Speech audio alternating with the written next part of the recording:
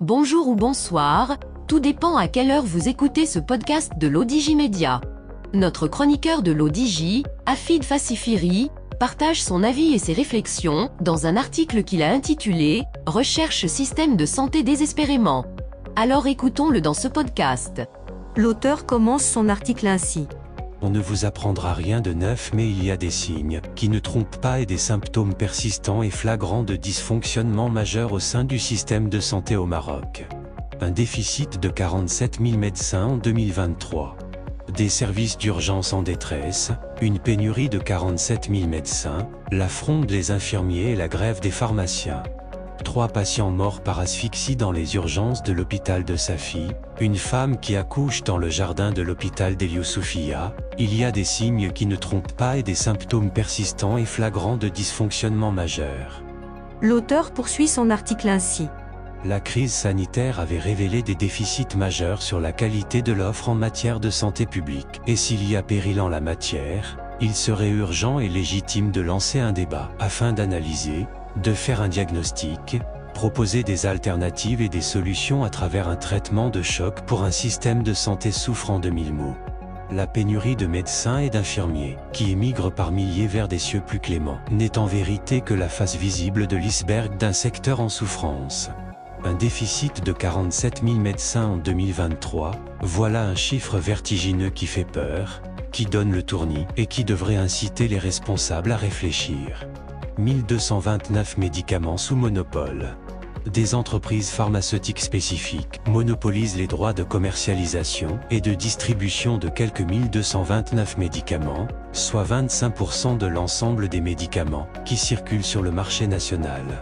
315 médicaments dits essentiels se trouvent sous l'emprise d'un seul distributeur, ce qui constitue un danger pour la sécurité sanitaire de milliers de malades.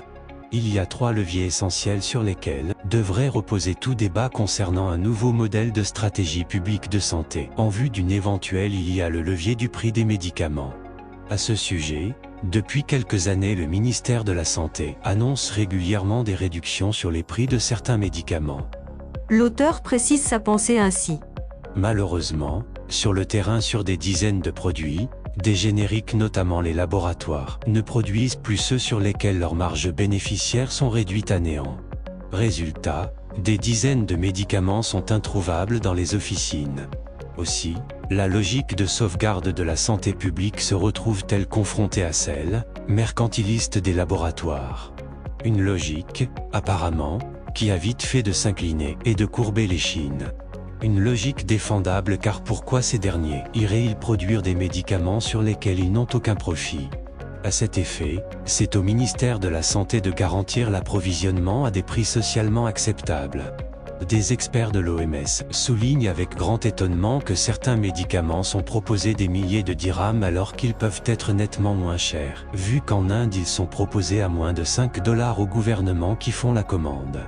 Par exemple, le tout dernier médicament traitant les maladies du foie est proposé à 45 dirhams par l'Inde, il est vendu 80 dirhams en Égypte et 3000 dirhams au Maroc. Oui, les professionnels vous expliqueront, avec leurs arguments bien à eux, que le traitement d'origine coûtait 800 000 dirhams et que grâce aux nouveaux génériques produits au Maroc, le traitement ne coûte plus que 9 000 dirhams. L'auteur ajoute ainsi. Aussi, qu'est-ce qui empêche le ministère de la Santé de faire commande de ce médicament à 45 dirhams et puis le proposer à moins de 100 dirhams? Le deuxième levier est celui de la TVA sur les médicaments au Maroc, avec le taux le plus élevé dans la région MENA. Une situation qui est un véritable désaveu et qui jette un lourd discrédit sur toutes les politiques publiques de santé. Avez-vous les moyens de vous soigner?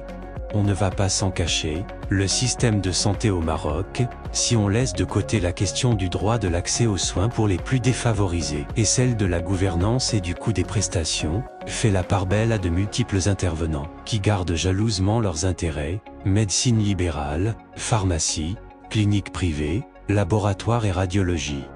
L'auteur mentionne ainsi. Dans un pays comme la Chine, chaque famille a son médecin, payé par l'État, qui les examine chaque mois et qui pour rôle de les aider à ne pas tomber malade, et donc à rester le plus longtemps possible en bonne santé. Donc, Contrairement à notre culture locale en Chine, les médecins les plus compétents et les plus cotés sont ceux qui ont le moins de malades. Aux États-Unis, si vous n'avez pas les moyens de payer votre assurance, vous êtes exclu et n'avez pas droit aux soins. Par contre, les assurances font chaque année des examens et autres analyses à leurs adhérents dans le but de dépister le plus tôt possible d'éventuelles maladies graves. Mais, il s'agit juste d'une pure stratégie économique, car détecter à un stade précoce une maladie dont le traitement est onéreux peut faire gagner à la compagnie beaucoup d'argent. L'auteur insiste sur le fait que, pour faire la part des choses, il serait urgent qu'une expertise sur l'état de santé de notre système de santé soit effectuée par des spécialistes indépendants des intérêts financiers en jeu. Et cette expertise devra se pencher sur les dysfonctionnements de la gouvernance, pourquoi le coût de l'offre n'est pas le même dans toutes les régions du royaume, le prix du royaume et les médicaments qui devraient être exemptés de TVA, ainsi que les médicaments dont le ministère de la Santé devrait assurer la responsabilité de l'approvisionnement depuis l'étranger. Et puis, pour terminer, il devrait également être question de trouver des solutions de financement pour les millions de Marocains les plus défavorisés, et pour qui l'État devrait assurer le droit à l'accès aux soins et la couverture médicale obligatoire, dont ils n'ont absolument pas les moyens. Est-ce trop demander à l'État? Des examens médicaux gratuits et un médecin de quartier qui vous envoie à l'hôpital public avec prise en charge complète? l'auteur conclut son article ainsi. Pour conclure, si par les temps qui courent avec l'inflation et la flambée des prix, vaut mieux éviter de tomber malade si vous ne vous sentez pas avoir les moyens de vous soigner. Rédigé par Hafid Fassifiri et lu par l'intelligence artificielle de l'ODJ Media.